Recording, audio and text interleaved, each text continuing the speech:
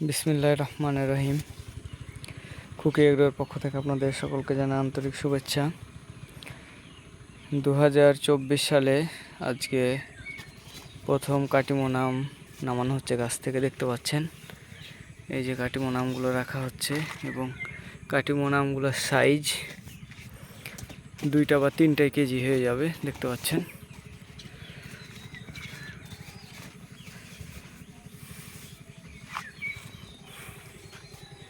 এখানে আরও ক্যারেটে নিয়ে আসা হয়েছে, এগুলো বের করা হবে এবং ওপাশে আরও আম নামানো হচ্ছে। এখানে গাছে যে আম, আবার ছোট আম, মুকুল,